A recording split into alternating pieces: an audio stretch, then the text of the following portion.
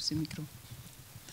Ok, je remercie les organisateurs de me donner l'opportunité de parler de ce sujet. Ok, pour avancer, d'accord.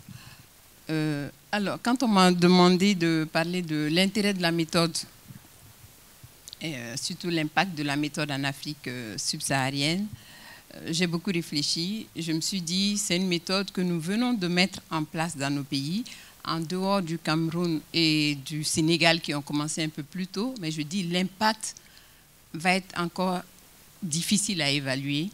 Mais nous pouvons partager notre vécu, notre expérience par rapport à la mise en place de cette méthode.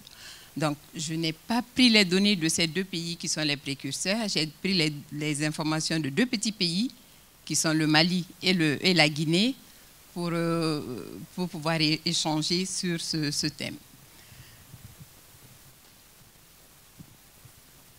Bon, ça, c'est des données que nous avons, mais chaque fois que moi je parle de prématurité, je pense à une anecdote. Quand j'étais résident d'ES à Abidjan, ce médecin CES, on disait à l'époque, un soir de garde à minuit, on m'amène un prématuré. La maman avait accouché dans une structure périphérique. Et après avoir examiné l'enfant, il avait quoi? Il avait 1000 grammes. J'ai tendu une ordonnance au père parce qu'il fallait qu'il n'y avait pas de médicaments. Le père devait sortir pour aller acheter les médicaments et revenir. Et il me regarde et puis me dit, docteur, vous pensez qu'il va devenir un homme? Bon, d'accord, je l'ai regardé, je dis, monsieur, et comme quand c'est comme ça, on pense toujours côté religion, je lui ai dit, la vie ne m'appartient pas, c'est Dieu qui donne. Donc, je ne sais pas. Il est trop petit, mais je ne sais pas, je ne peux pas vous dire de façon formelle qu'il va survivre ou pas. Parce qu'il ne voulait pas dépenser. C'était une époque, dans les années 90, où même le nouveau-né à terme n'était pas considéré, bien valorisé, à plus forte raison, le prématuré. Donc, nous, les pédiatres des pays en Afrique subsaharienne, il nous a fallu nous battre pour qu'on intègre d'abord le nouveau-né à terme dans les programmes des gouvernements. Comme on disait toujours à la mère, il vaut mieux que l'eau soit versée plutôt que le canari se casse. Donc, si le bébé meurt, ce n'est pas grave, la mère en refera. Et voilà. Et le prématuré, encore moins. Donc, ça me réjouit maintenant de voir qu'on donne une certaine importance aux prématurés. C'est notre combat avec le professeur Ousmane et toute l'équipe. Voilà. Alors, selon les statistiques, ça c'est une vieille diapo de l'UNICEF, mais je pense que c'est encore valable. Dans nos pays, c'est aux alentours de 11% les taux de prématurité, avec des extrêmes pour certains pays qui sont au-delà de 15%. Le Mali, nous sommes à 11% de taux de prématurité, c'est une estimation, je pense aussi. Et nous savons aussi que la prématurité, les complications de la prématurité sont les principales causes de mortalité en période néonatale. Voilà. Alors, ici, ça c'est mon service dans les années 2000. Oui, non, des enfants de mères différents. Voilà. Donc là, c'était à mon retour de formation à Marseille, quand je suis allée faire la néonate. Quand je suis revenue, donc, je devais m'occuper du service de l'unité de néonatologie à l'époque. Et voilà ce que j'avais. L'image du haut, elle n'est pas bien visible, mais ce sont des infirmiers qui sont là, au milieu des berceaux, donc qui ne savaient même pas par où commencer. Et là, c'est une table de réanimation. Il n'y avait pas de couveuse. C'est une table de réanimation qu'on utilisait comme berceau parce qu'il y avait quand même une source de chaleur. Voilà, donc vous voyez, il y a 7 bébés sur la même table. Donc, de quoi déprimer quand on est dans des services pareils. Et tout cela nous a motivés à faire quelque chose, à nous dire qu'il faut faire quelque chose. Alors, c'était aussi à une période où Mme Charpak de Colombie avait commencé le lobbying par rapport aux soins mères kangourous. Je pense qu'elle avait déjà visité à l'époque le Sénégal, le Cameroun, le Mali. Elle nous avait approchés et elle avait commencé à chercher des financements pour nous appuyer. Voilà, donc vous voyez, j'avais un taux d'occupation de plus de 100%. une mortalité globale dans le service nouveau-né tout compris qui était à 34% et les prématurés, pratiquement la moitié mouraient. Voilà. Donc, c'est tout ça qui nous a menés à nous dire qu'il faut trouver une façon de les sauver. En 2008, l'OMS avait déjà commencé à tirer la sonnette en disant qu'il faut, pour les soins essentiels, il faut penser à la méthode mère kangourou, mais rien n'avait été fait. C'est une idée qui est venue, mais bon, puisque les pays n'ont pas d'argent, donc elle est restée. Et nous avons aussi continué à nous investir pour trouver des appuis. En sachant que tout ça, c'est les résultats que le Canada et la Colombie avaient donnés par rapport à la méthode mère kangourou pour dire que c'est une méthode qui est très bien, qui diminue la mortalité, qui diminue le risque d'infection, qui diminue l'hypothermie et qui fait la promotion de l'allaitement maternel, qui diminue la durée d'hospitalisation, le travail des infirmières et qui réduit les coûts. Bon, réduire les coûts, là, c'est un point d'interrogation parce que quelque part, il y a quand même un autre coût pour la famille. En 2015, l'OMS a sorti des recommandations sur les interventions visant à améliorer l'issue des naissances prématurées. Et dans ces recommandations, la méthode mère kangourou est encore revenue comme 7e recommandation, la première pour le nouveau-né, en disant la méthode mère kangourou est recommandée pour les soins de routine des nouveau-nés pesant 2000 grammes ou moins à la naissance, dès que le nouveau-né est cliniquement stable. Et dans cette même recommandation, on dit, chez le nouveau-né pesant moins de 2000 grammes ou moins à la naissance, la méthode kangourou devrait être aussi continue que possible. Donc le pot à pot devrait être fait de façon continue chez ces nouveau-nés qui pèsent moins de 2000 grammes. Toujours dans cette optique, chez ces nouveau-nés qui pèsent moins de 2000 grammes, on dit que quand cela n'est pas possible, le nouveau-né doit être placé dans un environnement thermique neutre, sous un appareil de chauffage radiant ou dans une couveuse. Donc, la méthode kangourou n'est pas là pour dire que les couveuses ne sont plus utiles. La méthode kangourou est un complément à la couveuse.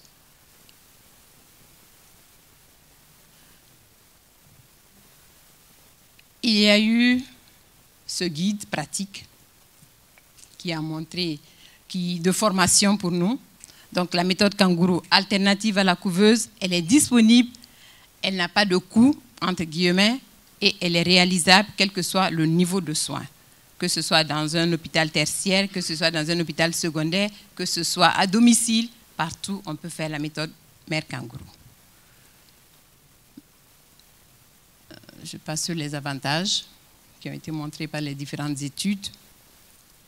Moins de douleur, de stress, meilleure qualité de sommeil, rythme cardiaque et température ajustée à celle de la mère, tout cela est déjà bien démontré.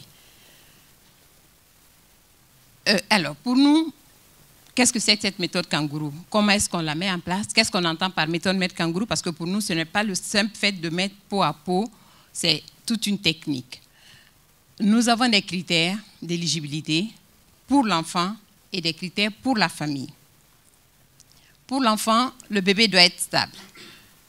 On sait qu'il doit peser moins de 2000 grammes, il ne doit pas avoir de pathologie grave et il ne doit pas avoir de problème, d'autres problèmes en dehors de la régulation thermique.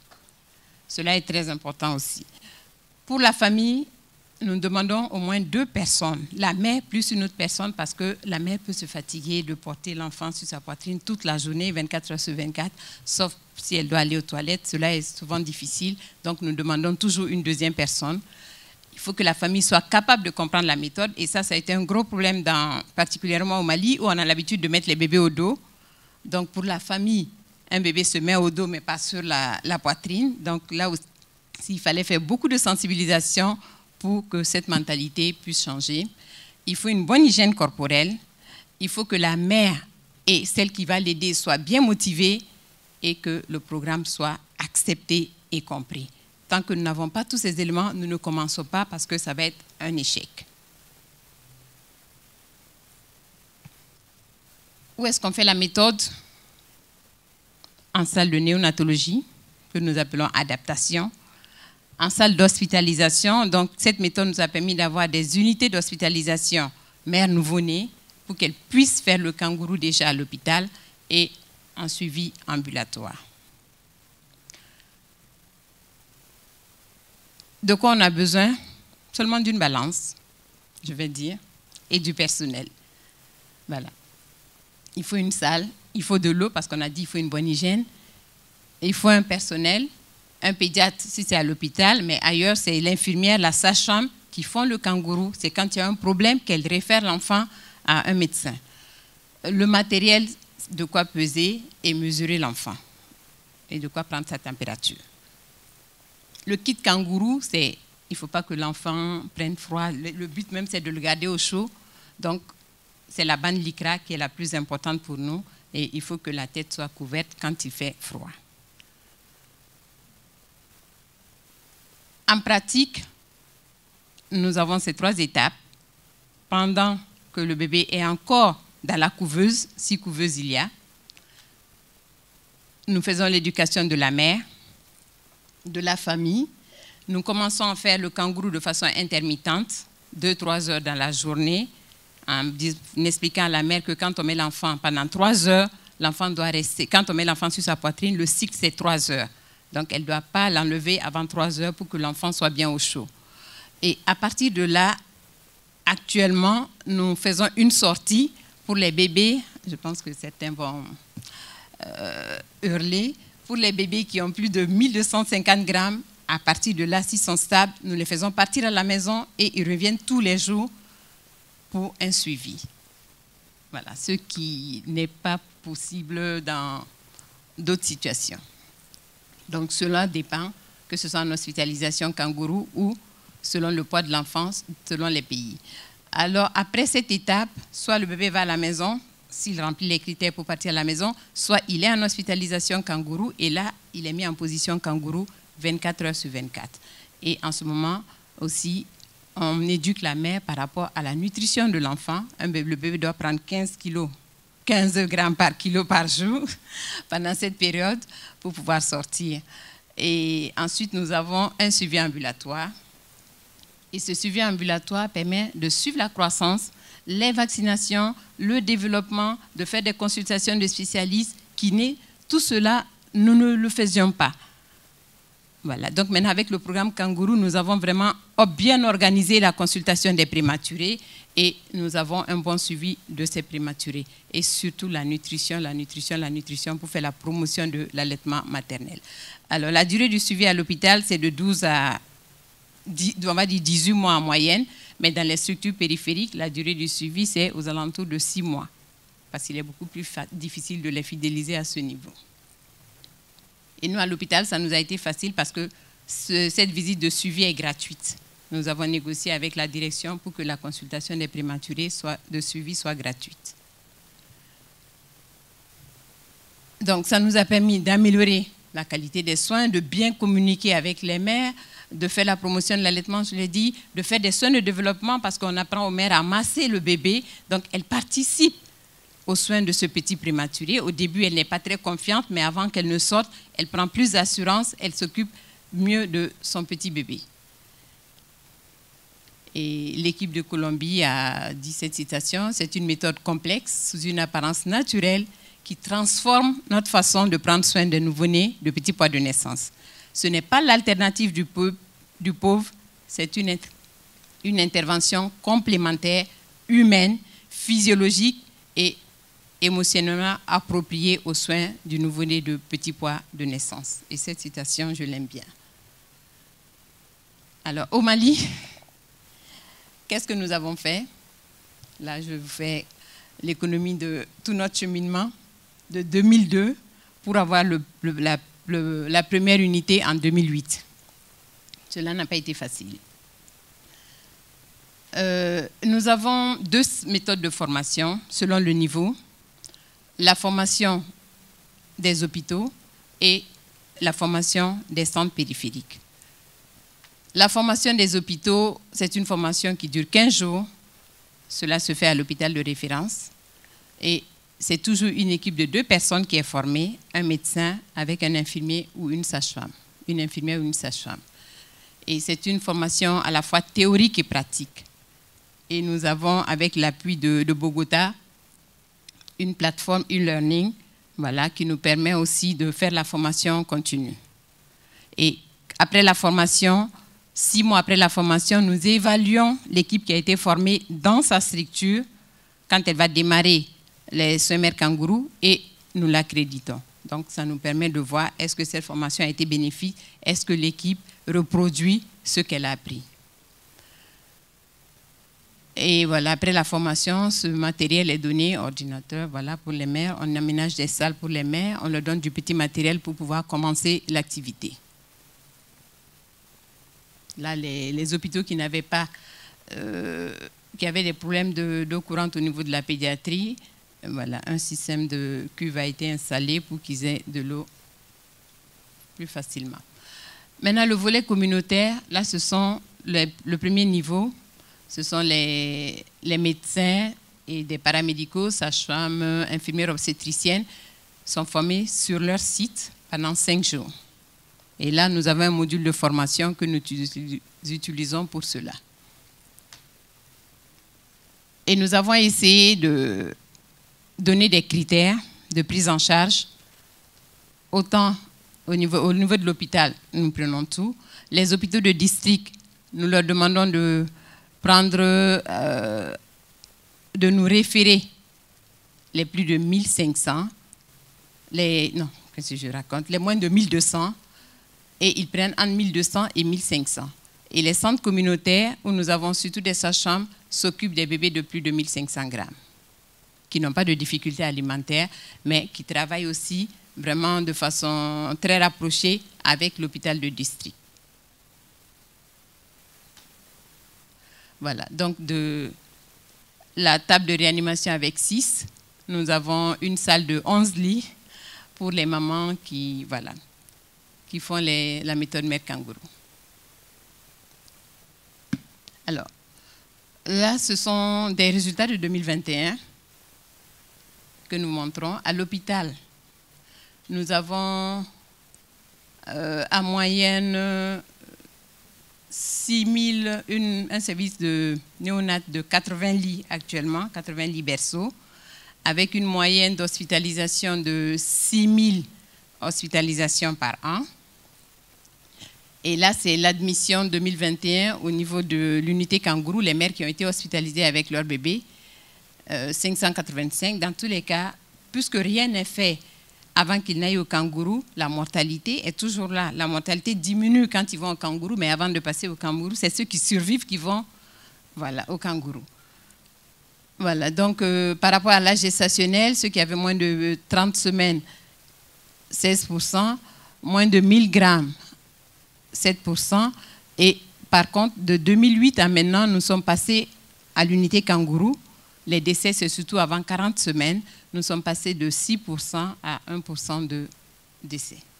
Donc, nous avons quand même eu un impact sur ce plan, mais il n'y a pas d'impact au niveau de l'unité de néonatologie pour le moment. Alors, j'ai dit que ça permet de faire la promotion de l'allaitement maternel. Effectivement, nous avons plus de 80% des prématurés qui sont au sein. Et là, j'ai pris un centre secondaire à Bamako, un centre de santé de référence, voilà, avec une pédiatre. Et c'est pour ça qu'elle a des chiffres très élevés. Elle s'investit beaucoup, donc elle n'a pas beaucoup de moins de 30 semaines parce que beaucoup sont référés au niveau de l'hôpital. Et elle a aussi à peu près moins de 2% de décès dans sa cohorte, pour les plus de 1200. Sikasso, c'est une capitale régionale, avec aussi un hôpital régional avec une pédiatre. Là-bas, nous avons moins parce que c'est une région, elle a peut-être 30% des primas, 40% qui acceptent les semelles kangourous parce que c'est une population qui est un peu difficile, hospitalisation très très difficile à accepter, mais elle fait aussi du bon travail. Elle a beaucoup plus de gros bébés, je vais dire, selon le poids, plutôt que de petits poids de naissance, parce que, voilà. Et par rapport au suivi, nous avons quand même une déperdition 30% vent, et dans Sikasso, elle a près de 65% de pertes, mais ils arrivent quand même à faire un suivi jusqu'à 6 mois, mais les 18 mois sont difficiles. À Sikasso, nous avons 7% de décès, ça se comprend aussi. Alors, après, j'ai demandé à la Guinée qu'est-ce qu'ils ont fait. La Guinée a commencé il y a 3 ans, je pense que c'est en 2016 qu'ils ont commencé. Alors, j'ai pris... Donc, ils sont au stade d'implémentation. Ils sont aussi en train de faire du bon travail. 17 sites. Il est en train de faire la formation, Dr Diallo. Donc, elle a formé une centaine de prestataires. Nous avons... Voilà, tous ces sites au niveau de l'hôpital régional, des centres de périphérie qui ont été formés. Et par rapport à ces résultats de prise en charge, voilà, donc il me dit qu'ils ont pris en charge 2000 sur toute l'étendue. Dans les différents sites, le total lui fait à peu près 3000 prématurés qui ont été pris en charge par les soins Mère Kangourou. Voilà. Mais avec encore des problèmes. Voilà. Donc, il faut un suivi rapproché après les formations. Donc, avec ses partenaires, il est en train de trouver les moyens nécessaires pour renforcer ce suivi. Alors, par rapport à l'impact, comme je l'ai dit, nous ne pouvons pas parler d'impact. Nous avons fait des constats sur de notre vécu, à partir de notre vécu. Nous avons quand même une baisse de la mortalité pour les prémats en SMK. Nous avons une bonne adhésion des parents à la méthode.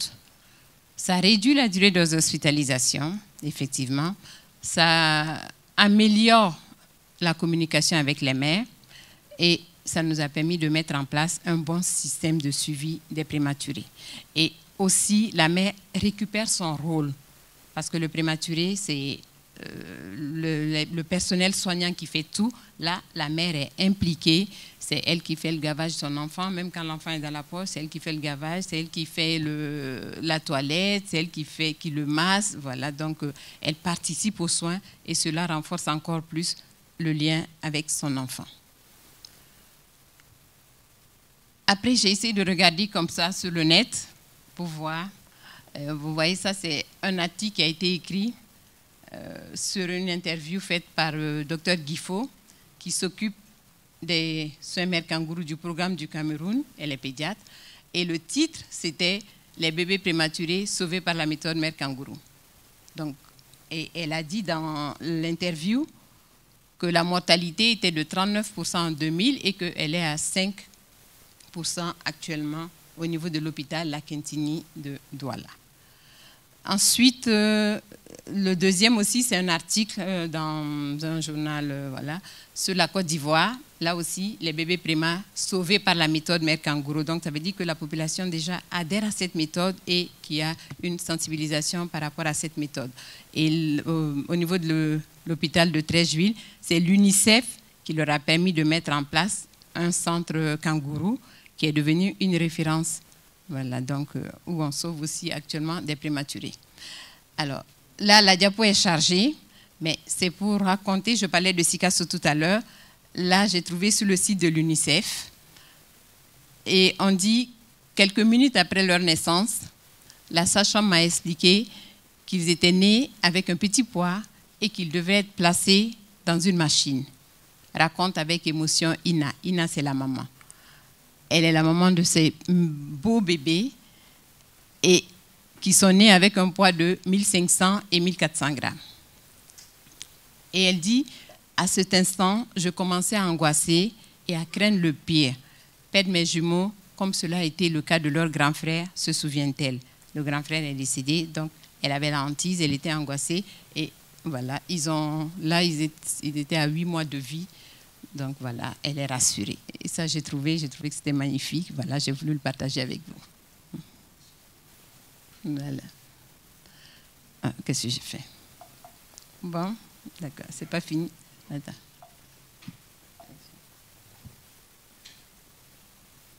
Au bout du monde.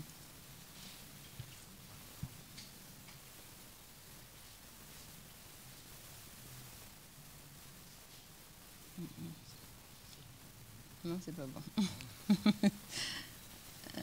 Non, attends, encore, voilà. OK.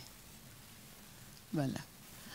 Ah oui, et encore sauvé par la méthode Mère Kangourou. Ça, c'est une mère guinéenne qui a dit dans une enquête de satisfaction, ces soins permettent de diminuer les cris des bébés, augmenter la durée du sommeil et arranger la durée de l'allaitement. Parce que là, en ce moment, elle prend plus de temps à allaiter son bébé.